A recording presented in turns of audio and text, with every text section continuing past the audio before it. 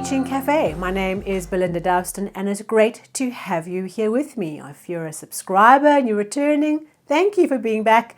And of course, if you're new to this channel or you've come to the weekly episodes through some of the I Ching 101 episodes, great to have you here. Lovely to have your presence here in us working with change, with mastery, with life, and getting really practical and real about the things we need to do to make a difference to this world, to our world, to those around us. Right. So it's our weekly overview for the 22nd of March, 2021.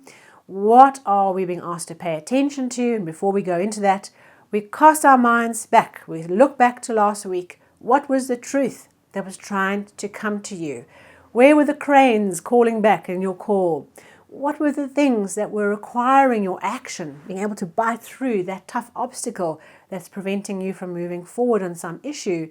And I really love to hear how truth made itself known to you, how alignment of the inner and outer, how insight and wisdom helped you leapfrog, shift and move last week. Right, and so let's have a look at the 22nd of March. What is the I Ching asking us to pay attention to? Now, bear in mind that our monthly overview, if you have not yet watched it, talks about this creative energy. The surge of creative energy we have access to, the emergence of the dragon over the horizon, and all the things, the little animals and creatures that we are responsible for nurturing and caring for and growing in this month. Very action-packed month. As we work with this week, this 22nd of March, we start our first flow of change that we are being asked to pay attention to is Hexagram 3, difficulty at the beginning. Now, this hexagram is all about what happens when something new starts. So we have the monthly energy, which is about the birth of creative energy. This hexagram is about that creative energy now manifesting. We had hexagram 1, creative, hexagram 2, the female receptive earth, and hexagram 3, now it's born. Okay, now what? This is the foal that is born, and the moment the foal is out, it's got to start standing up and walking. It's got to prove that it can survive. The calf has the same. So this is about new things that are born, having to get up onto your feet as quickly as possible. Okay, and the difficulty of the birth. Okay, birthing pains, new beginnings. Not that there's anything wrong, but there are just always more things to pay attention to than we expect at the beginning of something new. So we have an idea, we're going to start this thing is now born, we're doing something, and then what you discover as you step into it, because it's new, things come out of the woodwork that you hadn't planned for. And it's part of that journey of new beginnings that you uncover those, and they come out of the woodwork and you think, oh my goodness, we hadn't thought of that. We hadn't thought of that. I've got to do this now. There's this thing that has to be done first, and that piece of paper that has to be signed off. It's those processes of these birthing pains, of all these things that need to get done, not necessarily difficulties, but volume of work that needs to get done when something is new. Okay, so it's a busy week. The thing with this difficulty at the beginning is that what's really important is that we find time just to stay calm, reconnect, focus on what's important, take that break, that time away, have a sip of your tea or coffee, regroup, and think about what it is you need to do next. Ask for helpers. This is all about asking and rallying helpers to come help you, erect the structure to begin this new beginning. Reach out to others and draw them in to support you. The other part of this flow of change is that we have to stay focused on the foundation. So it's all very easy when it's exciting, and although it's overwhelming, it's very exciting when things are in their beginning stages, at the startup phase. This is very well aspected for startups, by the way. In that startup phase, that we tend to put too much energy and focus into all the peripheral, nice to have, fluffy things, right? What's actually important now, this week, is to pay attention to the foundation. What is the minimum viable product that needs to go to market, if we're talking business terms? What is the foundation of this relationship that needs establishment? What is the foundation of this project that needs to go in place first and tested so that we can build onto the foundation as we go along? Very much reorienting our focus in the new beginnings, not on the nice to haves, but on the core. Okay, so we have to focus on the core this week, and we build and focus and get that core right.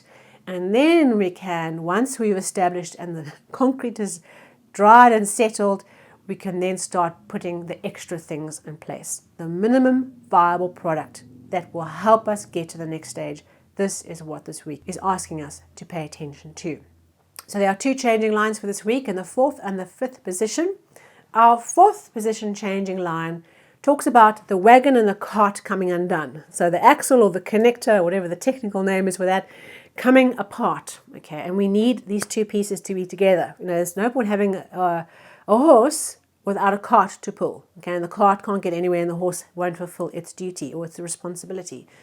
So what this week talks about, one of the things that we're going to have to pay attention to, is that there's something that we need to get done where we don't have the strength to do it. We have the cart, we need a horse, we need horsepower. And the way that we do that is we have to rehook these 2 parts that have come undone back together again. And that requires an alliance. So remember, with this hexagram 3 difficulty at the beginning, a key part of its change is reaching out for helpers.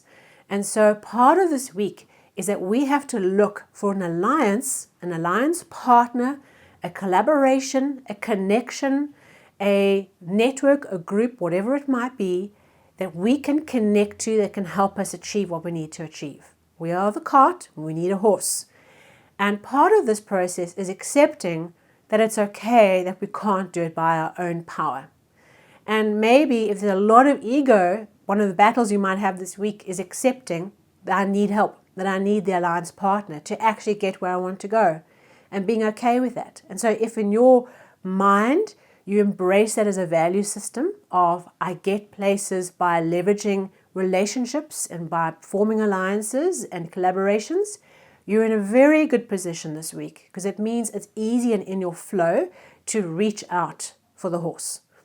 If in your value system, your mindset is I do everything by myself, I don't need others, I have all the power I need, I'm better off alone. If that is your approach, it is going to be a tough week, because you're going to have to feel like you're being subservient and begging and pleading for help. And it's all about where you come, what state of mind you bring to the table on this issue of the alliance. Do you see it as you're saving me and I don't want to ask for help? Or are you seeing it as everyone needs alliances to get where we need to go? And this case is no different.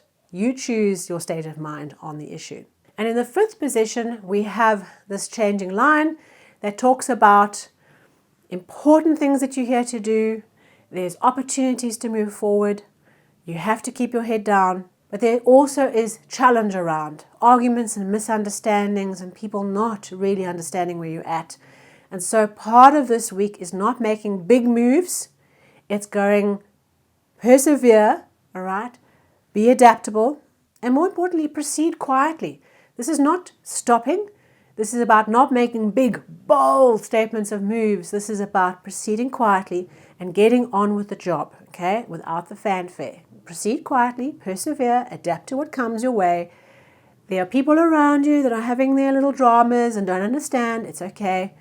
There are challenges in the environment. Just keep your head down and proceed quietly, and you'll be fine. So, very interesting changing lines for us to work with in difficulty in the beginning. So where does this lead? What is the second flow of change, our second hexagram that we are being asked to pay attention to? Well, that's hexagram 51. Shark! Back again. Okay, so now this hexagram has got even more power over the last 18 months. It really has been a major influence.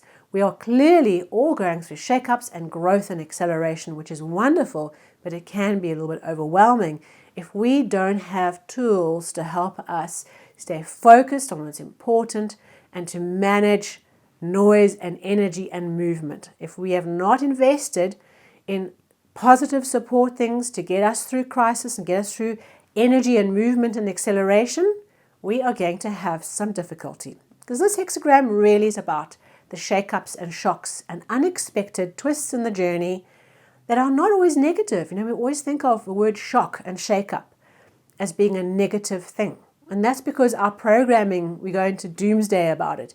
It's about the things that are helping to liberate stuck energy. You know, lightning comes and thunder comes and it releases all that static energy in the air. It freshens everything up. It clears out all the stuck energy. And it's a wonderful new rebirth that happens once all that is clear. You know, we can move forward and the air is clear. So I want us to really focus this week on, in these new beginnings that we're going through, in these things that need to be done, there's unexpected accelerations and unexpected twists and turns. And our task is to see them as positive things helping us to clear the air, to get us to what's really important. To challenge us where we've become stuck in old thinking, in old approaches, wherever the shakeup happens in your life, that is where the flow of change is directing your attention to say, here is something that was stuck, and here is a tool, a method, a person, an upset, an opportunity that comes to help clear that air, that comes to help you move forward. This is all about acceleration. So this week, new beginnings, we are needing to lean into the work. We're needing to call out for help, alliances, you know, putting our heads down and not paying too much attention to all the noise, okay, whatever things are happening around us, but more importantly, being focused on seizing the opportunity of change, of things moving quickly, of the shake-ups, of the movement forward, to see it as an opportunity and as a blessing that has come to clear the air, to shake up things that no longer belong with you. They belong in the ether. Get rid of them, clear them, and move on. Really powerful stuff. Please go and watch the monthly overview for March if you've not yet done so. It will really help give you some context around this creative energy of this month that we're being asked to tap into and work with, the dragon. And of course, like, share, subscribe if you're not yet subscribed to the channel. It'd be really good to have you on the podcast or here on YouTube. It's really great to keep connecting with you here in a way that we can focus on our growth, that we can trust our lives, that we can really move forward and make a difference. Thank you so much, and I look forward to seeing you soon.